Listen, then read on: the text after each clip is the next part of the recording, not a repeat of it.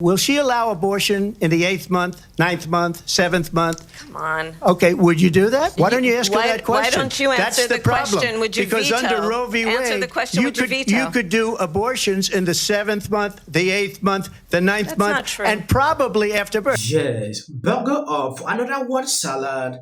Kamala recently had an interview with NABJ, National Association of Black Journalists, in Philadelphia. If you remember when this came up, they had an invitation from her. She rejected. She never went. Now, when you look into the room, you will not see any mainstream journalist, real journalist, but it ended up a disaster. I don't know if you have seen this segment. It is important. I show you some of the videos. If you have not subscribed to this channel, please endeavor to do that. It will do you no harm. If you share the video out. And we want to move to the topic of reproductive access, something that you have worked and leading on both for the administration, Democrats, and now the top of the ticket. You've said that as president, you would want to codify Roe. If it came to your desk, you would sign a bill that did that. Roe protected access until fetal viability, which it also says is, quote, at about 7 months, but it may occur earlier, even at 24 weeks. So do you similarly support also codifying Roe's restrictions, which allowed states to ban abortion in the 3rd trimester of pregnancy unless necessary to save the mother's life? We need to put the protections of Roe v. Wade back into law. And when that bill gets passed by Congress, I will proudly sign it into law. Understand what is happening in our country.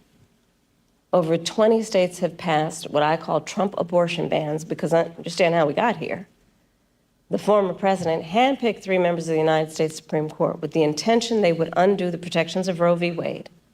They did as he intended, and in state after state, laws have been passed criminalizing healthcare providers. I don't know if anyone here has heard most recently the stories out of Georgia.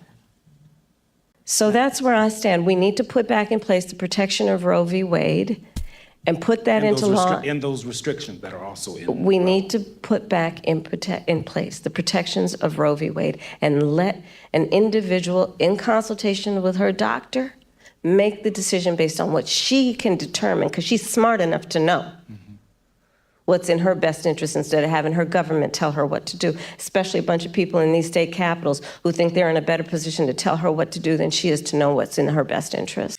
When you pay close attention to this question, during the debate, the same respond like this. And she went further to say, Trump abortion ban, when I'm there, I'll be able to pass the bill so every state should allow any person to. It is crazy. There are some places where they are having their religious right. They should be able to put up laws that protect the people. Okay, if they allow every person to do anyhow, it'll be insane. I don't get the point why she continued to say this. States should decide what they want. That is simple. Madam Vice President, Black men, as you know, are a closely watched voting bloc. You've hosted Black men at your residence. Yep. You have engaged Black men and centered them in your economic opportunity tour. But polling shows that some Black men, particularly young Black men, are considering voting for Donald Trump, and they see him as better for the economy. What is your message to young Black male voters who feel left out of this economy, and how can your economic policies materially change their lives? So I appreciate the spirit of the question, but I'll tell you, I've often been asked this question in a way that I've had to respond by first saying that I think it's very important to not operate from the assumption that Black men are in anybody's pocket. Black men are like any other voting group. You gotta earn their vote. So I'm working to earn the vote. Not assuming I'm going to have it because I am Black, but because the policies and the perspectives I have understands what we must do to recognize the needs of all communities. And I intend to be a president for all people. specifically as it relates to what we need to do, to your point around economic opportunity. Yes, I started way before I was at the top of the ticket, what I called an economic opportunity tour, focused on Black men.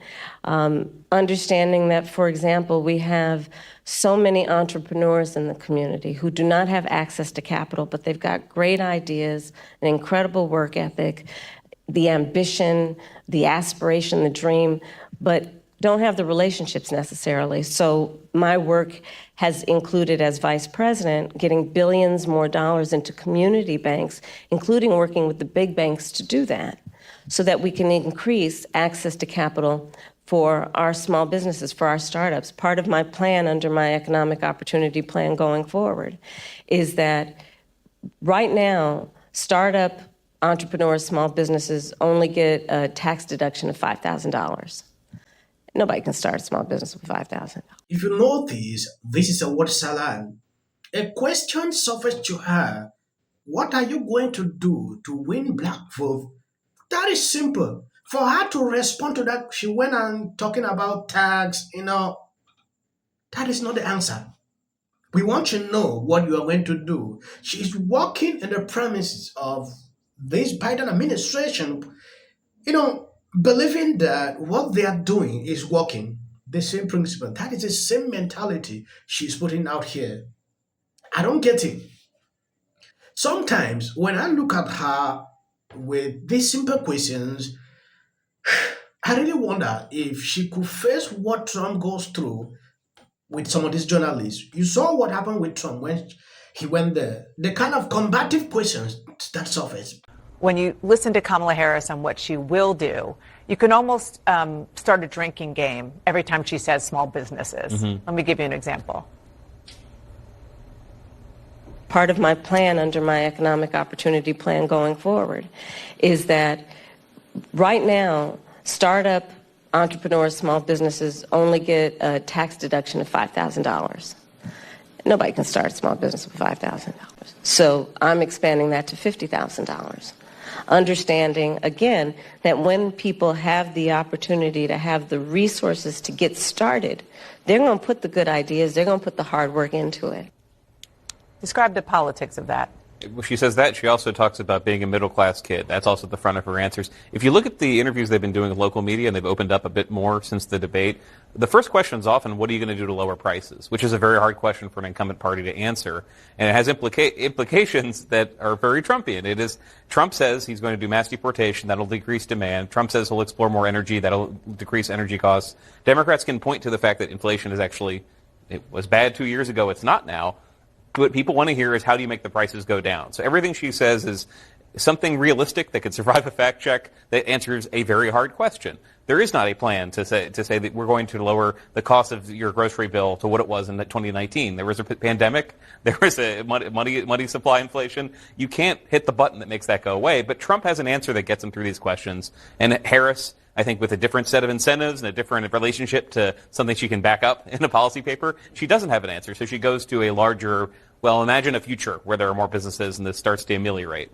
Yes, this is CNN. Trump hater Danny Bash could not take it any longer. She had to call her out for repeating this over and over. It is insane. Talking about tax, that can be something after a year, because it all depends on your tax situation. The way she sounds here, it's like a realistic something that I'm just coming in the first day or two. Polls on X, when they've done, I think Musk might have done one. I think there's a few of them. It's like 73% said they're voting for Trump. Okay, yeah. Kamala, oh wait, she went for the handshake. Incredible display of the awkward tension that happens when your son is dating a biracial girl and you meet her parents for the first time. They are angry that Kamala was not supposed to greet him. I've seen videos these people are putting out, like, why would she do that? Trump has come in the spin room, just so you know. That has happened. Newly reported by NBC News, Vice President Kamala Harris has spoken recently and repeatedly with former Secretary of State Hillary Clinton. Want Trump to lose this election, right? No, you don't? Really? We still have to have a controlled border, a secure border. If you are over 18, please register to vote for something else that's very important coming up. Look at this. She's only up by 15 points. Kamala, do I have to love everything? No. And it's fine.